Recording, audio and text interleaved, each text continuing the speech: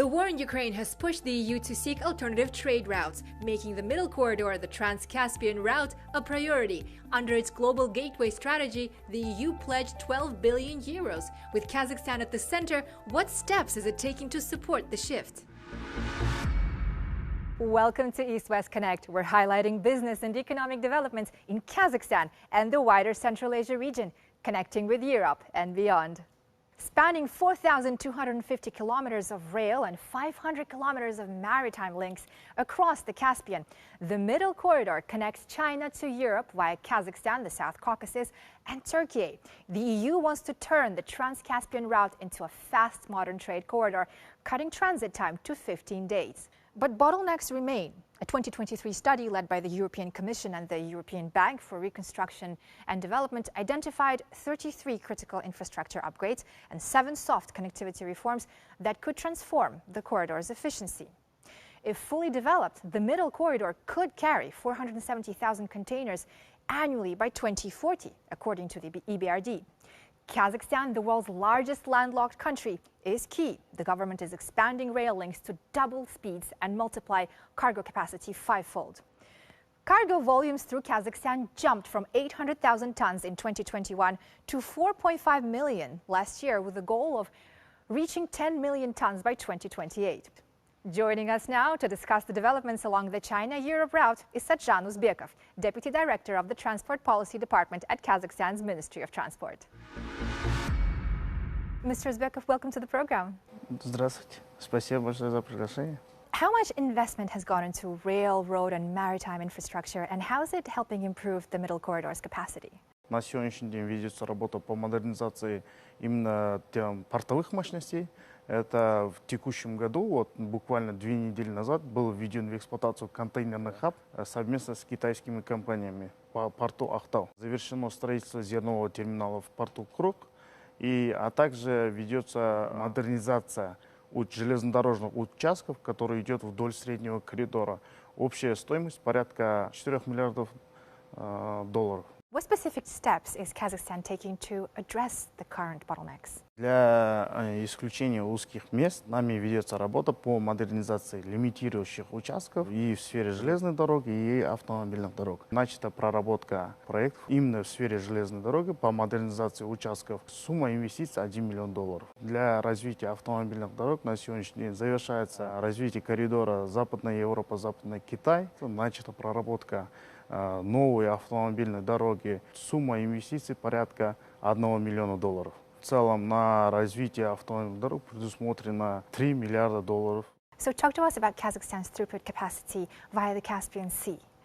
What potential do you see there? Прикаспийские порты у нас, конечно, это в первую очередь Ахтау и Круг. Пропускная способность этих портов составляет 22 миллиона тонн в год. Для развития мощностей в прошлом году завершили дноуглубление акватории порта Круг. В текущем году планируется аналогичные работы в порту Ахтау. Дальше наращиваем флот отечественный. Планируется в ближайшей перспективе 6 сухогруза и 2 парома. Это позволит в целом нарастить объемы Транс-Каспийского международного транспортного маршрута. Mr. Uzbekov, thanks for being with us today. И вам спасибо большое. Kazakhstan and Bulgaria are also aligning strategies, planning to link the ports of Burgas and Varna to the Middle Corridor. Meanwhile, Kazakhstan has opened a new logistics terminal in Georgia's Black Sea port of Poti, a joint project with local and Azerbaijani partners, with a processing capacity of up to 200,000 containers. It's a key connection to the Black Sea. Kazakhstan is also expanding its own port infrastructure. Let's take a closer look. Aktau is now home to the largest container hub on the Caspian Sea. Its capacity could reach 240,000 standard containers per year, helping meet growing cargo demand between Europe and China.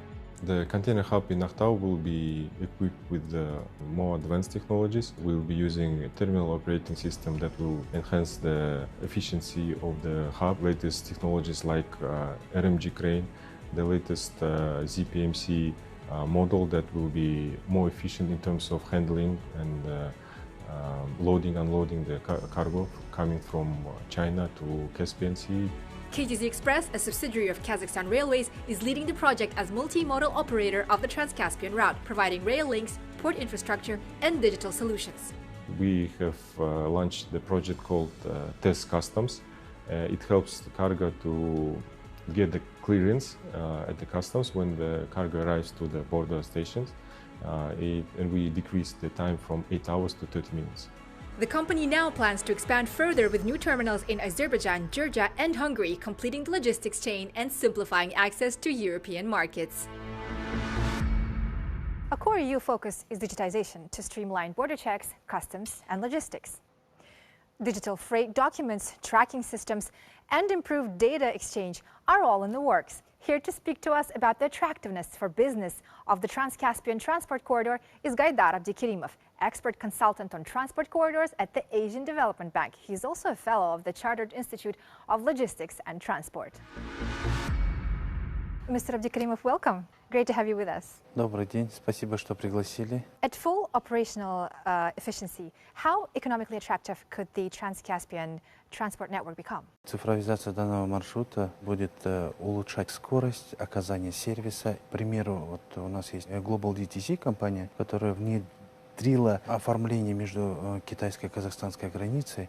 Они совместно, это с Казахстан Тимиржол, КТЖ Экспресс, Комитет госдоходов улучшили этот процесс и с 4 часов до 20 минут спустили процесс оформления одного вагона с контейнером. How are you helping simplify the cross-border formalities and how will that help with the regional coordination across the Central Asian states? Как вы знаете, на Транскаспийском международном транспортном маршруте используется несколько транспортных прав. Несколько транспортных прав, когда коррелируются и стыковываются, мы теряем очень много времени.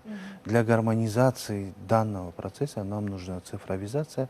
И, конечно же, само правое поле надо проводить в единый знаменатель. И на сегодняшний день это тоже работа начата, и она ведется различными институтами развития, такими как Азиатский банк развития. Going forward, how do you envision the regional connectivity of the region that's bound by the Trans-Caspian route? Все 5-6 стран Центральной Азии на сегодняшний день не имеют прямого выхода к мировым океанам, тождественно к мировым рынкам. И для региона этот маршрут очень важен. Мы сейчас уже видим наших соседей, которые начинают подтягивать свою инфраструктуру, технологии и сопрягаться с уже выстроенной цепочкой, которая у нас на сегодняшний день есть. Thank you so much for your perspective today. Thank you. Bye for now and join us next time on East West Connect.